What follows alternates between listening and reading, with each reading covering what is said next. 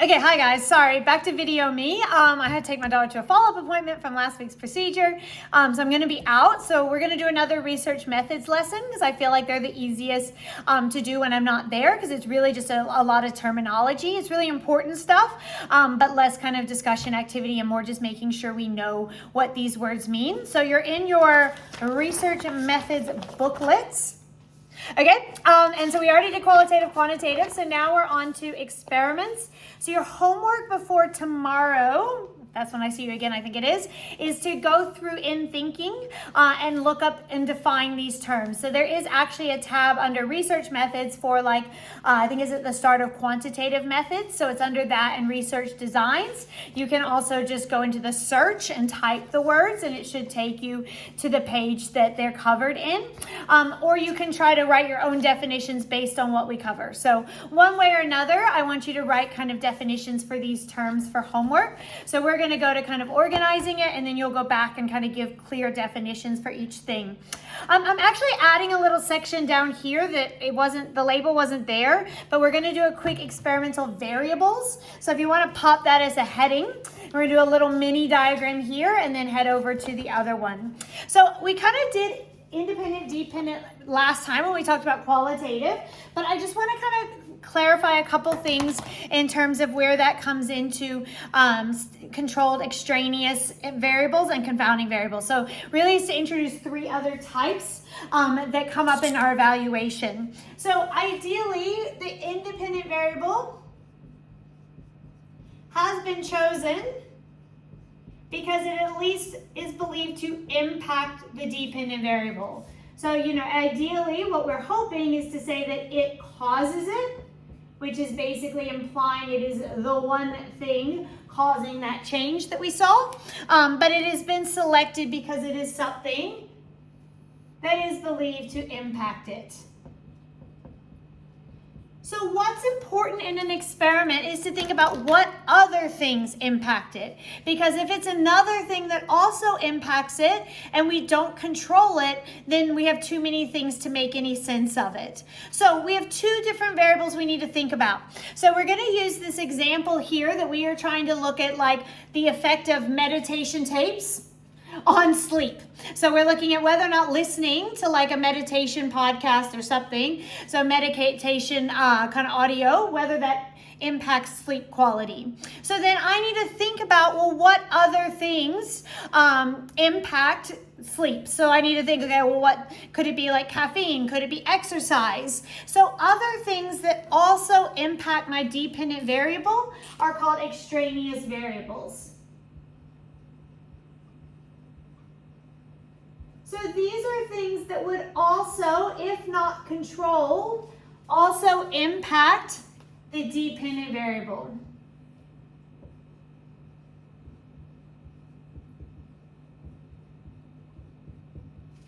Okay? So those are things that directly impact on the dependent variable. The other thing is that there's also things that impact the independent variable and dependent variable, or really impact the independent variable. So that would be things like, if I say do some meditation before sleep, that would be things like familiarity with meditation, mental health, so how effective is the meditation going to be, device that you're using to listen to it. So are you using AirPods? Are you using playing it over a speaker? Things like that. So these are things that actually impact the independent variable.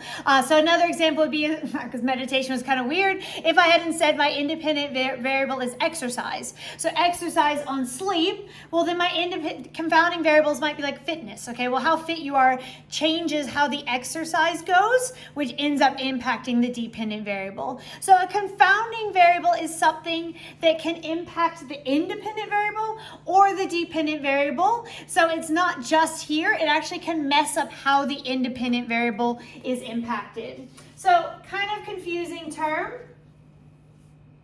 We often just refer to extraneous variables, but I think it's a good term to think about because in some instances, it's very clear that it would be impacting the independent variable as well, and then we need to control it. So if it's impacting both, then that is going to be called a confounding variable.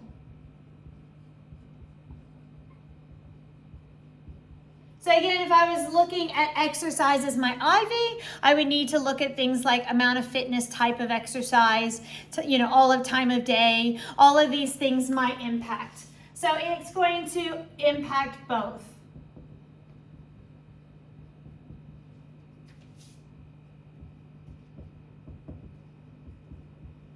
So it could directly impact the dependent variable. So fitness could also just impact sleep. So for instance, if someone was not very fit, they might have apnea. And so if we looked at that, you say, well, it directly impacts that, but more likely it's impacting the independent variable, which affects the dependent variable. So the goal is to identify these and control them. So identify them ahead of time and then basically minimize them. So if possible, if they are predicted and minimized, then we no longer call them extraneous or confounding variables. We now call them controlled variables. So it is now a controlled variable. Just a note for my bio buddies. We actually, in bio, we say control variable, and then we just say uncontrolled variable. So we don't actually use the terminology in IB bio, extraneous and confounding. We just say uncontrolled, which basically means something that might have an impact, but we were unable to minimize it, would be an uncontrolled variable. So those are the kind of terminologies you'll see quite a bit, is these extraneous variables that we want to identify and then try to control it. So our goal in an experiment is to have an independent, dependent, and controlled variables and not have confounding and extraneous variables, but that is of course not always possible, particularly because when you're working with people, you are more limited. So there's some things we just don't have the same level of control of. Okay, so that was a little side note that I just wanted to look at those terms. Okay, so today's going to be somewhat similar to what we did in transition. So again, I didn't really want to leave you with, we did in transition, good luck. So we are kind of going back over things and adding a little bit more detail. So transition was kind of a teaser for it, and now we're going to go into a little bit more. This lesson is super important because experiments are a huge part of this course. You're going to have to do your IA on an experiment. You're going to have to answer questions on research methods, and most of the studies that we look at are in fact experiments. So this is really important terminology that we're going to be using the whole 2 years. Okay, so again, anytime we are doing an experiment, we talked about this last week with the qualitative and quantitative. If we are saying it's an experiment, it's because we are looking at measuring the impact of an independent variable on a dependent variable. So that is what defines it as an experiment. So for it to be an experiment, we have to be clearly looking at one independent variable. Could be more than one, depending on the design, but we have identified variables. In terms of these variables, the specific way, so these are usually defined in specific manipulatable or testable ways. So the dependent variable could be something really broad like satisfaction. Well, that's really, really open. So if we were going to use a dependent variable of satisfaction, it would probably actually be score on a survey measuring student satisfaction. So student satisfaction score. If we were saying the DV was like learning, it might be test scores. So when possible, we want to define it in its testable ways. So when we define it in terms of what it looks like in our experiment, we call that operationalized. And I think I've already been using that word some with our evaluation because it's something we always want to think about is how have those variables been operationalized? How do we go from the concept to testing it? So the testable IV and DV are the operationalized ones. Okay, so then the first way that we're going to kind of divide our types of experiments is by what's happening with the IV.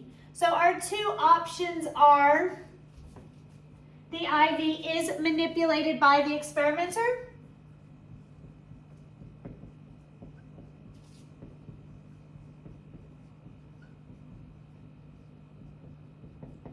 And when we say is manipulated by, That's kind of the phrase we've used in the past. So I want to add another way of looking at that. So it's like, well, what do you mean by manipulated by?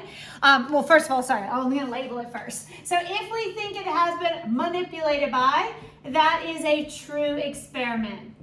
That's a really important term in IB Psych. So your IA will have to be a true experiment. If you are talking about the research methods of a study, you have to identify whether it's a true experiment or not.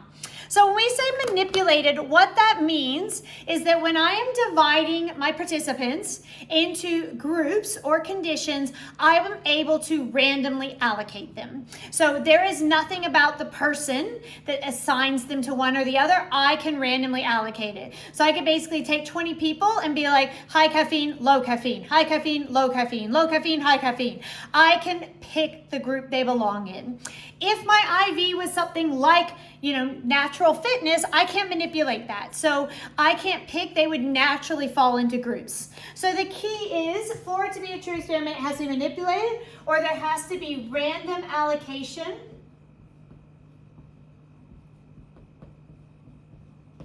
of the participants to the different IV conditions.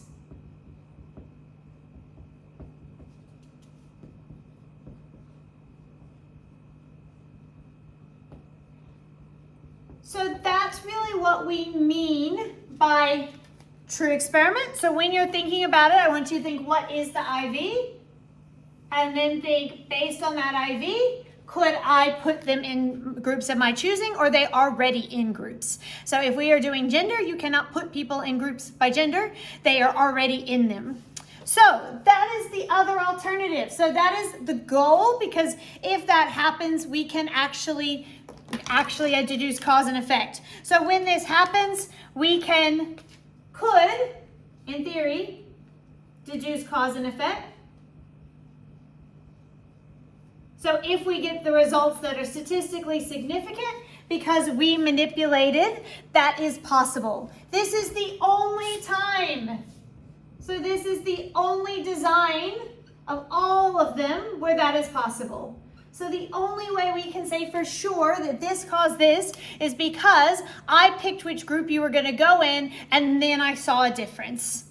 This also usually allows for more control, although there can be reasonable control in a quasi-experiment as well. But generally, this also allows for more control over extraneous variables.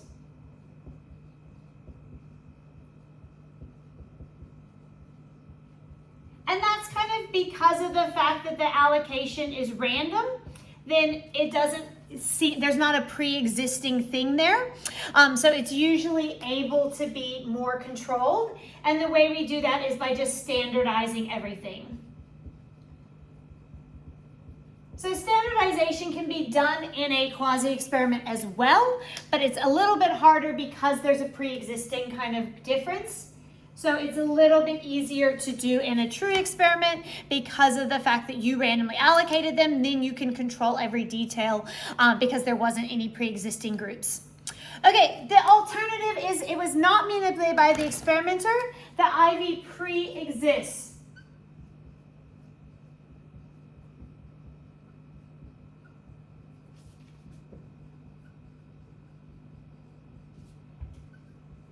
So these are still really, really important because in the field of psychology, we want to study naturally existing differences between people.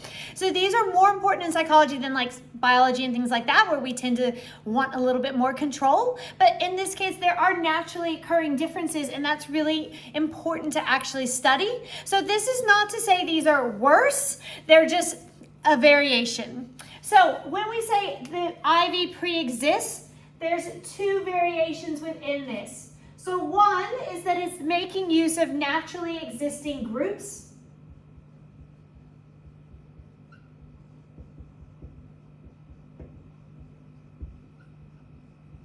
And so the best examples, age, gender, race. So those are really important things to study, but they are not things that can be manipulated. So when we are looking at naturally occurring groups, we are doing a quasi-experiment.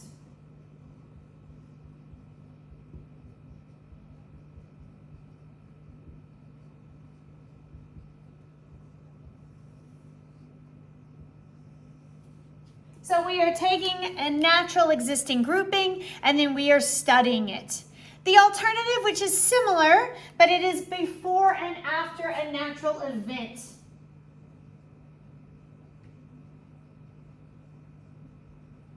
So this is not two different groups. So when we go into the next part, so basically, if it's quasi-experiment, it is independent samples. If it's a natural experiment, it is repeated measures. So that's kind of the distinction. We're going to define those terms down below. So that's kind of where that comes in. So we would call this a natural experiment. So this is the ones that we were looking at in our Bandura stuff, where we were looking at before or after television. So the introduction of television, the experimenter was not able to go and basically assign communities and be like, you know TV, you TV. It was something that was happening anyway, so before and after. So it was already going to occur. So this is really valuable because it makes use of groups and situations that cannot be manipulated. So it makes use of groups and events that cannot be ethically or practically manipulated.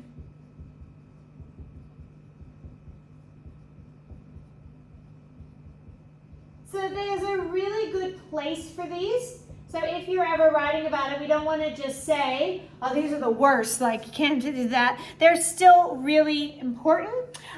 So they're still really useful. They usually can still be standardized. So when possible, it's great to still try and standardize things. So if they're naturally existing groups, but you then make sure that when they're in the experiment, everything else is the similar as possible. But results can only be correlational. So results are only correlational, which means there's not a cause and effect. So we can say there is a relationship between these, but we cannot actually say cause and effect unless the IV was manipulated. So it is for sure a limitation, but they're still really important to do. Okay, so then the next question from both of these is then where does it take place? So the first question, and so it doesn't matter at this point whether it's true, quasi, or natural. Any of them can take place in any environment. So the next question is, where does the experiment take place?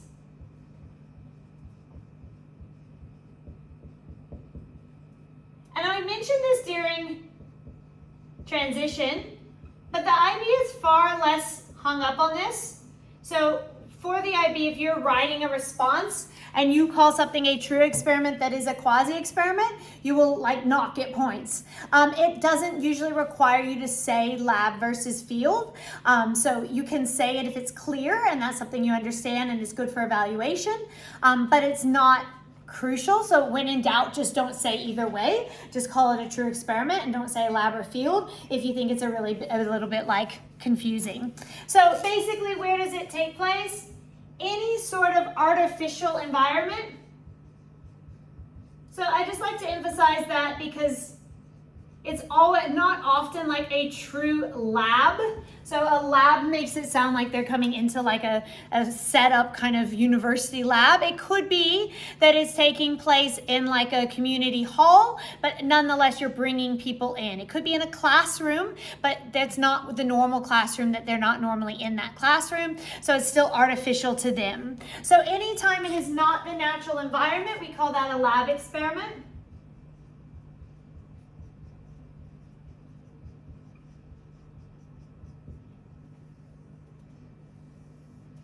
And then if it takes place in where it would automatically be occurring, so in the natural environment for that task. So if we were trying to test a program on school kids and the program was run out of their classroom and then they took tests in their classroom, that would be a natural environment. That's where they automatically would be. If we were trying to test like a sports psychology practice and we went and did it during their normal basketball training, that would be a natural environment. If we said come to the Y on this Saturday, YMCA, because we're gonna do this experiment, even though it's in a gym, because it's not their normal sport training environment, it's now artificial. So that's kind of what to think about. So if it's occurring where it would already be occurring, it is a field experiment.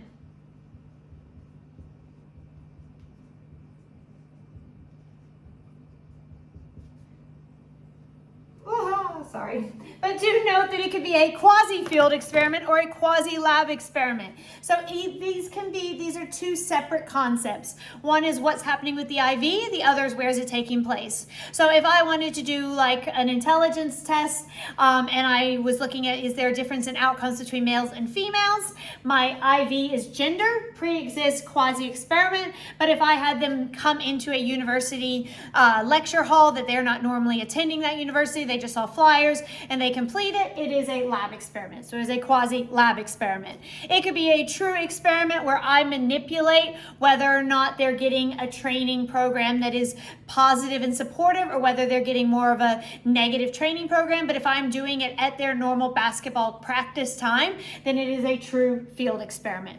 So those are kind of different terms. We should be kind of already thinking about this from some of the stuff we did last time, but when we did qualitative and quantitative is a little bit hard because we were doing sweeping statements and saying all experiments are always high internal and low eco, and these are a nice kind of way around it. So generally speaking, lab experiments are going to be higher in the internal validity due to the ability to control things, but because of it being an artificial environment, they are going to be compromised at the ecological validity level because they're not in their normal environment, and therefore that's going to be lower. It does depend on the experiment. Sometimes labs are set up very effectively to resemble real environments, but in general that's going to be lower. And then a field experiment is the attempt to kind of reverse that. So generally speaking, they're going to be quite high in ecological validity,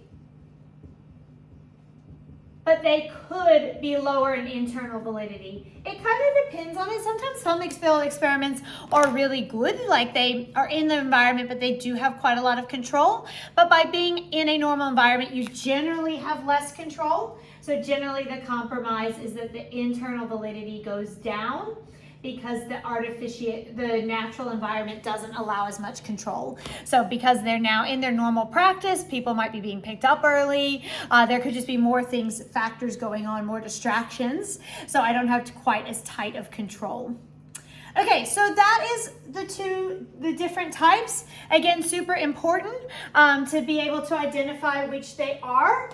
So one thing that we're gonna do when I'm back tomorrow is we're gonna go through our 5 maybe 7, I don't know what we're up to now, key studies that we've done so far. And then we're going to try to make sure we can clearly identify what kind of research method each one is. So that's going to be something, some of them are harder than others. So I had one of my year 12s who sent me like a message that was like, for these following 27 studies, can you tell me if I got the research method right? So sometimes it's really clear. Sometimes you have to think a little bit about it.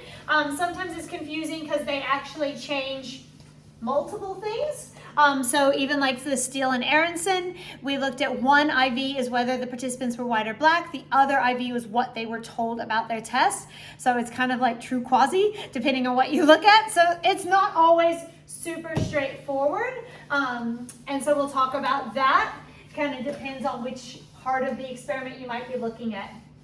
Okay, so next thing we're going to look at, and we did this briefly last time, but we need to do a little bit more because it's going to be really important going into your IA as well, which I know this is really early, but remember you're going to keep this booklet every day for the rest of your life, for the next 2 years, I mean. So this is going to be your guide for that as well. So we want to make sure we're starting now to explain things at a level you're going to need for down the road. So now we're looking at what's called experimental design.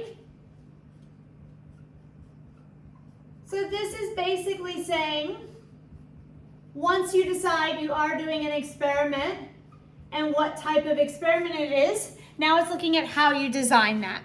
So every experiment is a comparison. So for it to be an experiment, it has to have a minimum of 2 conditions. So there is always going to be 2 conditions. Those 2 conditions could be comparing an IV versus a control. So your control group is the group that doesn't get the IV. So one group gets the IV, the other group doesn't get the IV. They are acting as the control group. Alternatively, the conditions could just be 2 or more variations of the IV. So if my IV was exercise, it could be no exercise, exercise, or it could be 10 minutes of exercise, 20 minutes of exercise, 30 minutes of exercise. So it could be that everyone gets the IV, just different variations of it. And a lot of times it will be both. So a lot of times there will be multiple variations of the IV and a control group. So in real experiments, a lot of times they'll benefit from that. When you are doing your IA, you're only allowed 2. So you can either do IV and control or IV this, IV that. But in real experiments, they will often use a combination of variations plus a control group. So for psych, you can only do 2, but you'll know from science, a lot of times multiple variants and include a control. Okay, so then the question becomes, how do you go about ensuring, how do you decide who does what conditions and so forth? So this is our independent samples repeated measures. We're going to do a table. I love tables. All right, so there's only 2 designs. Matched pairs is sometimes considered its own design. I actually think it's really more of a type of independent sample, so we're going to include it that way. So design. That's my spacing. Good.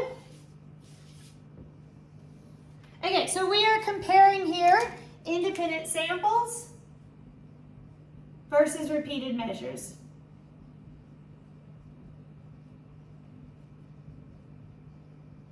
So I would like you to try to get the terms right and not call it independent measures and repeated samples. It's not the end of the world, but it will make you look a lot more accurate if you use the terminology correct. But you will sometimes see them called weird things in different books. But I prefer, the IB prefers independent samples and repeated measures. Okay, so those are going to be our 2 designs. And then we are going to kind of go through the table. So first thing we want to do is we want to define what these actually mean. So I think we did this pretty briefly last time, but I think it is important, so we're going to do it in a little bit more detail. Okay, so what we mean in this case is that if it is independent samples, participants are randomly allocated to participate in only one condition. So participants randomly allocated, I'm going to remove the word randomly because that's not the case if it's a quasi, allocated to complete one condition only.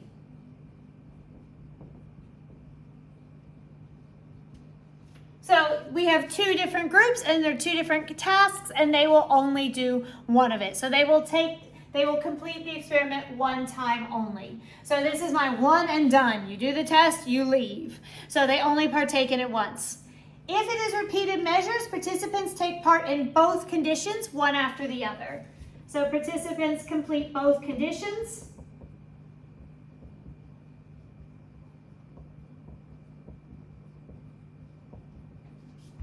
One after the other.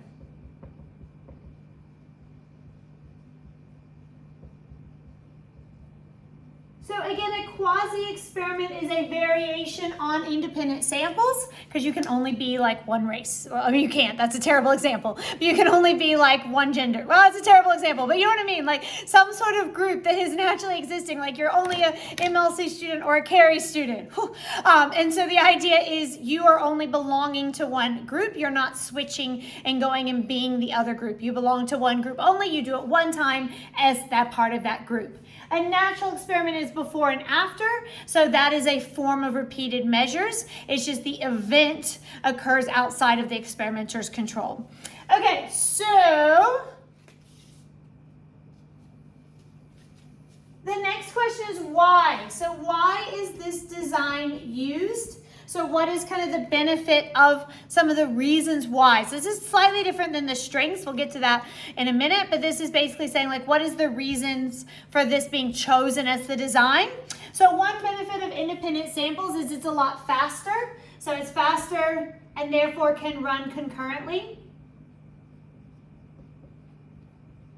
And if you run it concurrently, that also eliminates some uncontrolled variables, so some extraneous variables versus running it on different days and so forth. So if you do this, now let's all go do it, done. So it's a lot more efficient.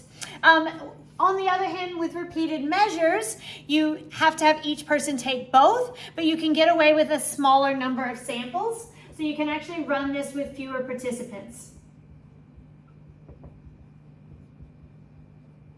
So because each person gives you 2 data sets, you're actually in a situation where you can actually go ahead and get like 20 data points from only 10 people. Whereas if you want 20 data points here, you'd have to get 20 people. So that is one kind of a reason why one might be selected over the other, is based for those kind of practical reasons. Let's go from that to what are some strengths. So the kind of idea is if you've chosen that for that reason, what are some benefits? So with independent, and the strengths are kind of the weakness of the other, but basically because they only do it once, there are no order effects. So no order effects, they're not repeating it a second time. So that's going to be a big issue when we get to our repeated measures. So basically because they only do it once, they're not going to get tired of it. They're not going to get better at it. They're not going to work out what you're talking about. And that's the other thing, is this also reduces demand characteristics. It doesn't eliminate them. So demand characteristics occur when the participants guess the point of the experiment. So they're like, I understand what you're trying to do here, and then they change their behavior to align with what they think you're trying to test. If you make someone do something twice, they're more likely to work out what's going on. So they're like, what's the difference between these two? Oh, I bet that's what you're testing. So demand characteristics are higher when they see it twice. They might still work it out, so it doesn't go away, but it's not as pronounced. The benefit for repeated measures is because it's the same participants in each, there are no participant variables. So participant variables go away as an extraneous variable. So the idea of participant variables meaning people are naturally different, so that goes away since both conditions involve the same people.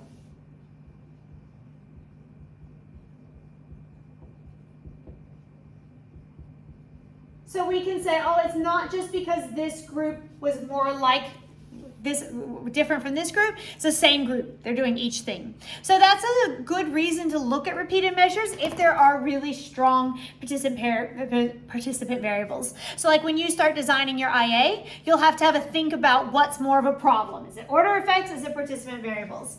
This is probably going to be fairly obvious, but the strengths of one is the weaknesses of the other.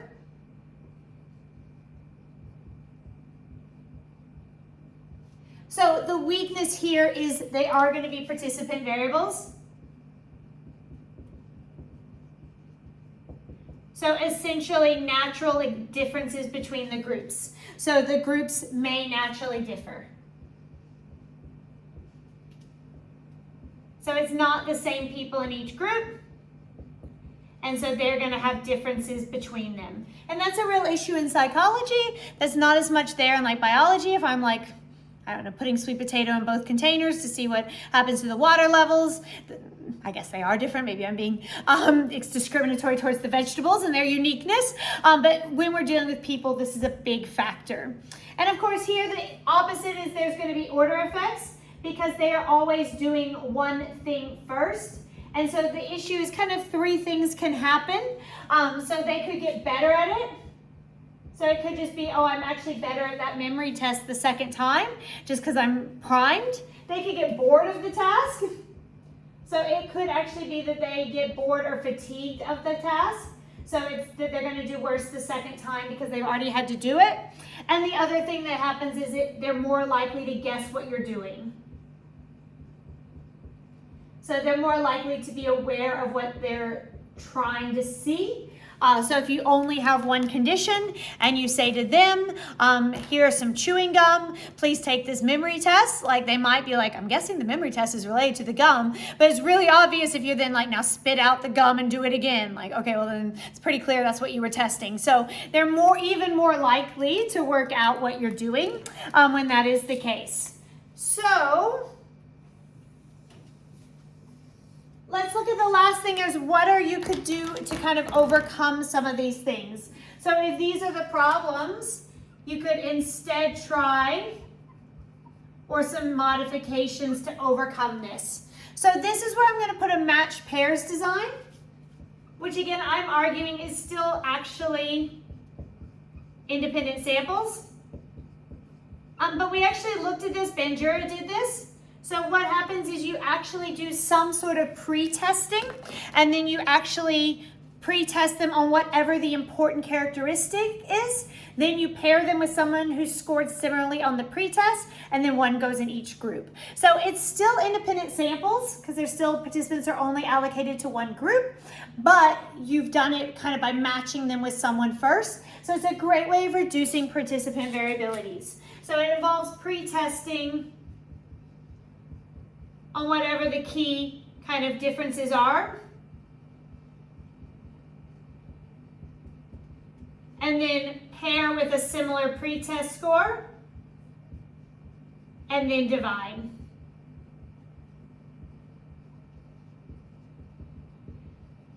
So this works if you know what the thing is, the participant variable is, and if it's easy enough to test for. So it's really good for things like intelligence, natural memory skills. You could give them a memory test first, see what their baseline score is, pair them with somebody with a similar baseline score, and divide. So it's not going to get rid of all participant variables, but it's pretty good if you have a clear one. You're like, oh, this is a pretty significant participant variable right here. It's really effective for that.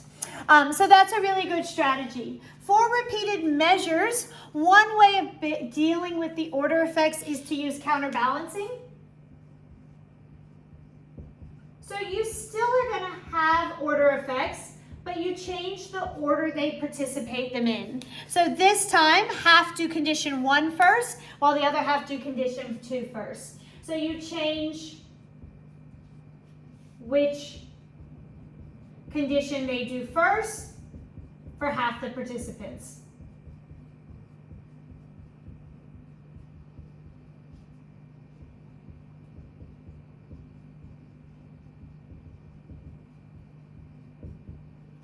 So that would be a specific way of overcoming that.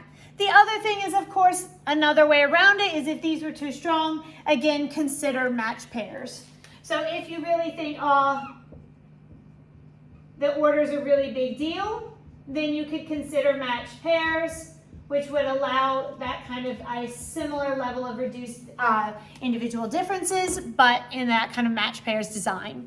Of course, the other thing with demand characteristics, which we talked about before we did ethics, and we'll come back to that this week, is to consider using a deceptive aim. So tell them what you're going to be doing, but don't tell them exactly what you're going to be testing. So do not divulge the true aim of the experiment is a way of managing demand characteristics. But again, that does get trickier when they see both conditions. It's often harder to deceive them at that point.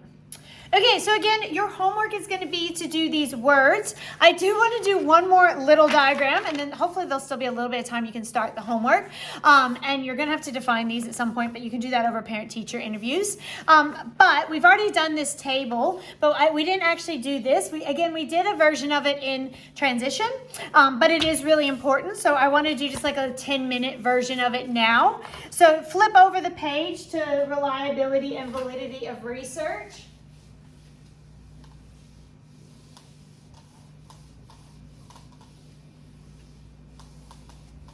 So probably over parent-teachers, I'm going to make a PowerPoint to go through some terminology to kind of finish some more research method stuff. So you don't have, I would like you to go ahead and do the experiment one while we've talked about it. So that'll be your homework for tonight. Don't worry about the reliability and validity one yet. Well, you can come back to that another night, but you can go ahead and do it if you want to get it out of the way. So at some point you're going to need to go through and actually define all of those terms as well, because our summary diagrams are not defining it in ways that you would need to explain it in an essay. They're more just trying to wrap your head around the concepts. Okay, so I want to talk a little bit about validity. So I think hopefully we've already touched on reliability as being a separate issue. So reliability is repeatability. So validity tends to be the one students kind of end up calling reliability again. So let's look at what do we mean by validity in general, and then we'll go into the specific types. So when we say validity, it's kind of accuracy, but the word I want to use is true. So are the results a true reflection? So if we're doing an experiment, we would say, are the results a true reflection of the impact of the IV on the DV?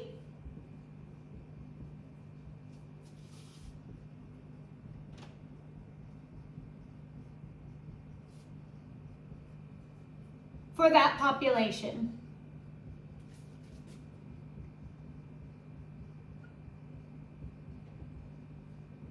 So you can just say accurate, but I want to kind of clarify this covers more types, because what we're saying is it really saying what the IV and DV actually, how they're related for the population, not just for that study, but is it a true finding, a true representation? So again, we're saying, is it a true reflection? So a lot of times you'll think of that as accuracy. So is it an accurate portrayal? I do want to give you one other word, which I did in the qualitative quantitative. This is going to be a really important word if you're HL, but if you're SL, you're not going to get to it in paper 3, but I still want you to know it. So if we're doing, instead of doing an experiment, we're doing a qualitative study. So we're not actually measuring IV and DV for a population. We're doing an in-depth look. Then the term validity, we don't really use validity anymore. Instead, we use this term credibility. They are actually essentially the same term, but one of it we use for experiments and quantitative methods, and one of it we use more if we're looking at descriptive data. So if we say credibility, we say do the qualitative descriptions. So we're gathering these qualitative descriptions. I was missing a word. Reflect the true behavior or beliefs of those participants.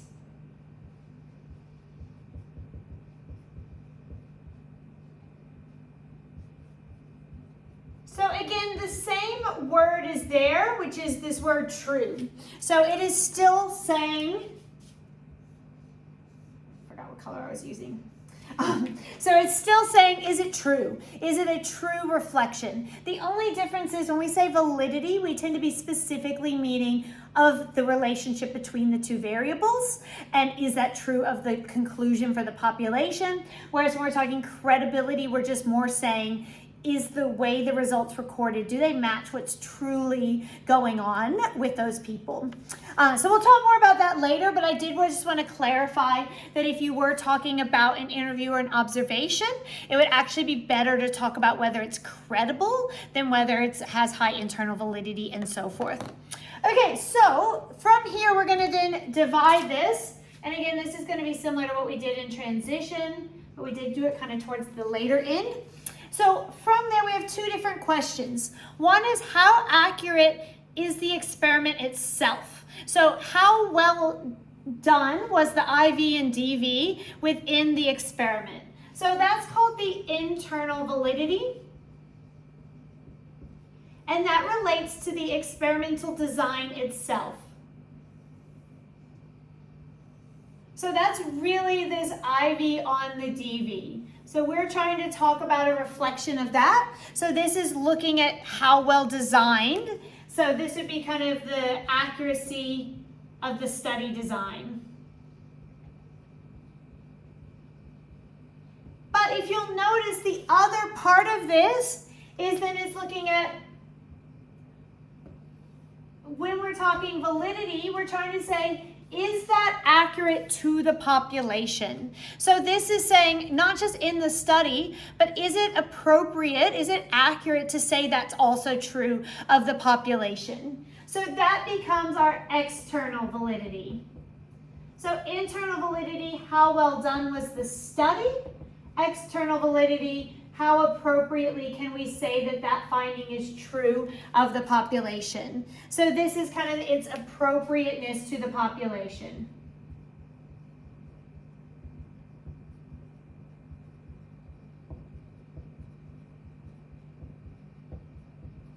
Okay, and then we're going to divide each of those again. And you have it already here, so you already have means. And I'm going to have you go through and also write a definition because, again, you really, really need to know these terms. So if you use them inaccurately, it will cause problems in your long ones. Okay, so then if we divide internal validity, so this one's kind of weird because we're still going to use internal validity as the small term as well. But construct validity is related to how well the experiment. So construct validity is a little bit in between, but I'm going to consider it a part of the internal validity. So when we are looking at specifically the internal validity here, when we're using it in that context, so basically I wouldn't necessarily use these terms. So these are helping us divide it, but the terms we're going to use are the lowest level ones, if that makes sense. So when we talk about internal validity, we're going to say, did the IV cause the DV? And again, you can look, we've already done the chart, but we're looking at things like how many extraneous variables there were, how standardized was it, how much control was there. If we're asking about construct validity, we're talking about how operationalized was it. So they're both going to impact the accuracy of the study, but this is really about the control variables, and this is really about how you defined your IV and DV. So if your IV and DV are not defined very well and do not accurately represent the true concepts, then that's going to bring down your validity. Then if we divide our external validity, then for external validity, we're going to say population validity. And remember, we did also say that kind of a subset of that is temporal validity, like if it's is it appropriate to today's population? It's kind of a subset. And then ecological validity. And again, we've already used that term a lot, so you should be getting pretty comfortable with it. So when we look there, what we are talking about now is, are the findings from the study appropriate to the population? So this is things like, what was the sample like, and looking at its generalizability. So yes, these IV caused the DV, but is that a true reflection of anything in the population? And then this is related because if the study is really artificial, then when we're trying to link it back to the broader population, if it's very arbitrary, it doesn't really make sense for the true IV and DV in their world. So it's kind of similar to construct validity, but basically, was it a realistic situation?